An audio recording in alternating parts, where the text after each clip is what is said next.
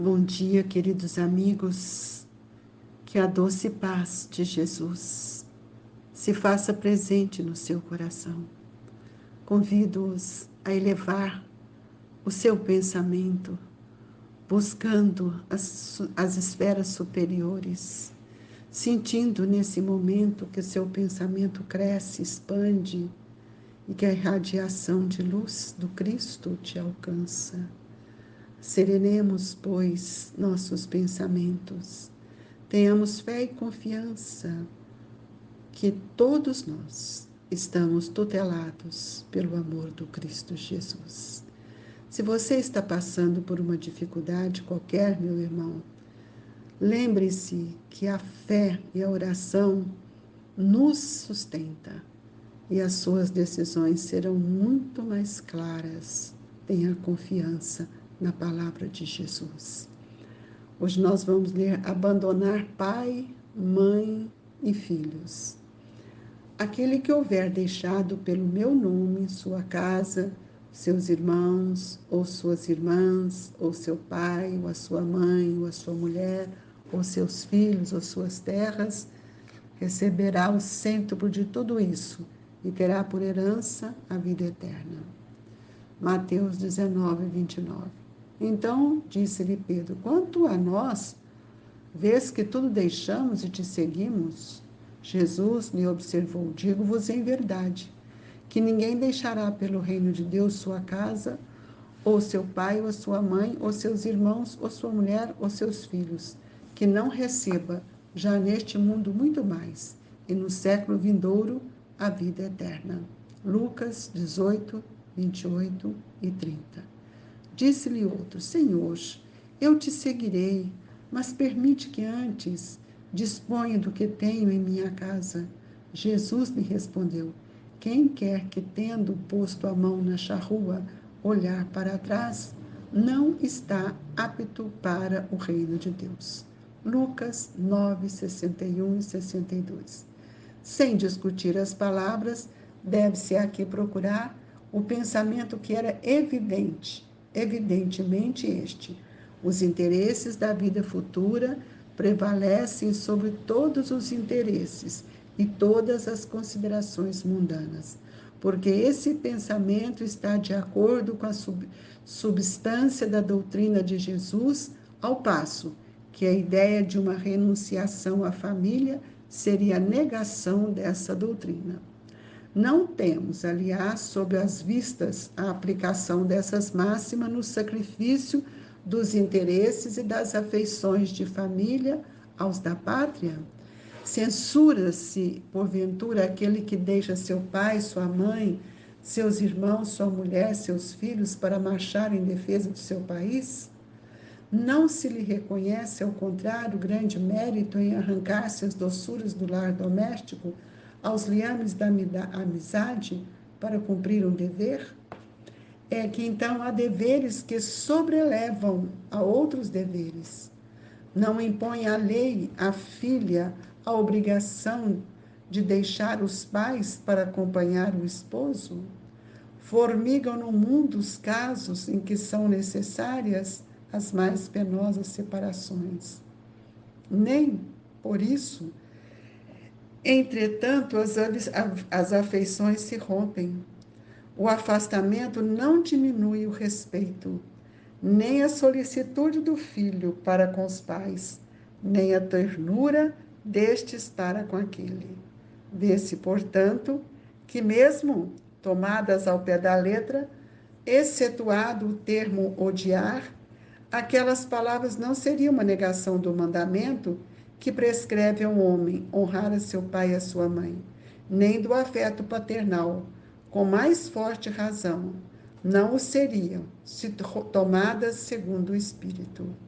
Tinha elas, por fim, mostrar, mediante uma hipérbole, quão imperioso é para a criatura o dever de ocupar-se com a vida futura.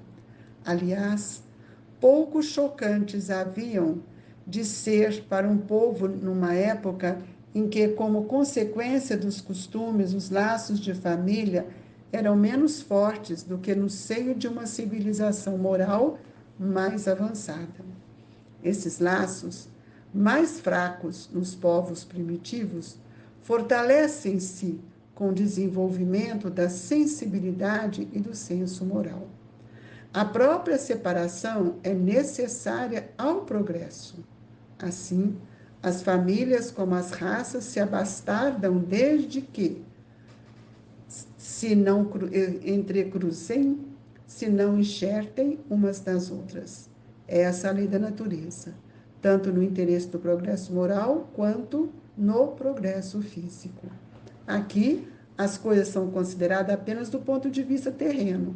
O Espiritismo não o faz ver de mais alto, mostrando serem os do espírito e não os do corpo, os verdadeiros laços de afeição, que aqueles laços não se quebram pela separação, nem mesmo pela morte do corpo, que se robustecem na vida espiritual pela depuração do espírito, verdade consoladora, da qual grande força aurem as criaturas para suportarem as vicissitudes da vida.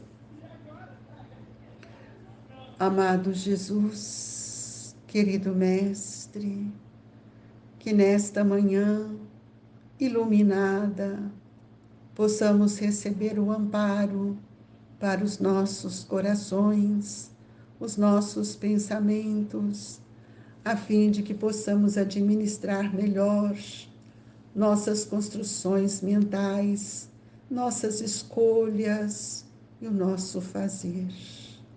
Jesus, que o entendimento do Espírito cresça em nós, a fim de que possamos sair do pensamento grosseiro da matéria, que tem atrofiado as maiores oportunidades que o Pai tem nos concedido de avançar, de amar, de recompor as nossas energias para o aprimoramento moral e espiritual de todos nós.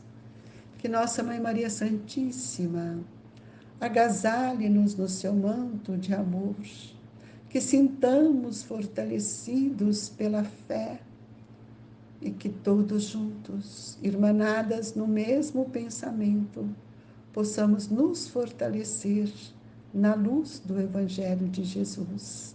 Se conosco, Mestre querido, hoje, por todo sempre, que assim seja. Amigos, é preciso considerar que as palavras de Jesus foram ditas há mais de 2000 anos, sem perder o seu sentido. Muitas metáforas foram trazidas por não compreenderem ainda a grandiosidade dos ensinamentos do Cristo. No entanto, quando ele mesmo afirmou que enviaria o Consolador prometido, isso mostra para todos nós que o tempo da maturidade, do entendimento viria. E hoje, com a doutrina espírita, nós somos capazes de priorizar as palavras de Jesus no campo do espírito. Aquele que está dizendo, que pensa que Jesus está falando para o homem, ele está enganado. E muitas vezes são essas as controvérsias e esses são os pensamentos que nos distanciam desta verdade, porque criamos pontos de vista diferentes em relação ao sentido profundo, à essência do Evangelho de Jesus. O que nós precisamos entender e que muitas vezes não entendemos, por várias circunstâncias, até mesmo por maturidade, é que os nossos interesses aqui na Terra devem ter o olhar para a vida futura, porque nós somos uma criatura muito vulnerável e ainda com um tempo muito curto. Nosso tempo aqui na Terra é muito curto. O que é 90 anos, 80? Para um espírito que vive milenarmente. Então, é preciso que a gente priorize as palavras do Cristo, voltando-as para o Espírito e não para o homem. Se Jesus viesse falado para os homens, todos os seus ensinamentos já tinham caído por terra. Mas ele vem nos trazer a diretriz, a plataforma divina para a nossa evolução. E Ele não poderia nos deixar um pensamento abandonar mãe e filhos no campo do espírito, porque não tem jeito de abandonar. Porque nós somos todos irmãos, antes de ser pai, antes de ser mãe, antes de ser filho, nós somos irmãos. Então, quando Jesus, né, Pedro fala para Jesus, quando a nós vê que tu deixamos e te seguimos, e Jesus lhe faz uma grande observação: digo-vos em verdade que ninguém deixará pelo reino de Deus sua casa, ou seu pai, ou sua mãe, ou seus irmãos, ou sua mulher, ou seus filhos, que não receba neste mundo muito mais, e no século vindouro, a vida eterna. Ele está nos mostrando a questão do pensamento. Eu não posso ficar apegada nas questões do mundo. Ninguém vai deixar. Não é porque eu vou sair de casa que vou constituir o meu lar e eu vou deixar de amar o meu pai? Será que eu vou abandoná-los? Não. E nós sabemos que a vida é assim, é o progresso. Então, nós preparamos uma educação para os nossos filhos para que eles também aprendam a renunciar. E muitas vezes essa renúncia, ela se transforma em um bem para o espírito. E muitas vezes eu não quero deixar. Quantos espíritos morrem, né? Aliás, quantos homens morrem e os espíritos ficam presos. Presos na fazenda, na herança, nos familiares, nas posses. Isso que Jesus está nos falando. E cremos que aquele povo daquela época, eles não tinham mesmo essa visão de vida futura. E é na vida futura que vai prevalecer todos os nossos interesses. Todos os bens que nós construímos, é lá que nós vamos receber a bênção, a dádiva daquilo que fizemos, né? Então, nós não podemos censurar e, às vezes, ficamos aí com o pensamento muito atrofiados em relação a essa questão. Eu tenho que ficar aqui com a minha família, tenho que olhar meu pai, tenho que olhar minha mãe. E o compromisso que você fez de assumir a sua família? Você vai deixar isto para trás? Ah, mas eu preciso de cuidar de fulana, de ciclana, de meu pai, de minha sobrinha, de meu irmão. Não tem ninguém para fazer isso. Ninguém está desamparado. Mas nós temos um compromisso com a nossa evolução. E muitas vezes o nosso compromisso se faz também com outros espíritos que virão como filhos, para que a gente possa educá-los, amá-los e entregar-lhes também para o mundo. Assim acontece a evolução. Quando eu fico preso na posse, achando que sou eu que tenho que fazer tudo, eu estou enganada. E isso me traz um grande apego e um grande prejuízo. Então, o mérito de nossa existência, ela acontece quando nós prevalecemos em todos os momentos esta questão de nos libertarmos, de renunciar àquilo que nós viemos para fazer para o nosso crescimento. É preciso que a gente confie na perfeita integração com Cristo, que muitas vezes ficamos presos nas questões domésticas e nós esquecemos do nosso débito com aqueles que são nossos progenitores. Muitas vezes nós ficamos envolvidos na obrigação familiar, no nosso lar, com coisas materiais, e esquecemos de lá estar com eles, de sair de casa para fazer companhia para eles. Estar com eles é uma bênção. E para muitos isso é uma renúncia, e para outros é só um dever. Então, nós não podemos desistir da luta que edifica o nosso espírito.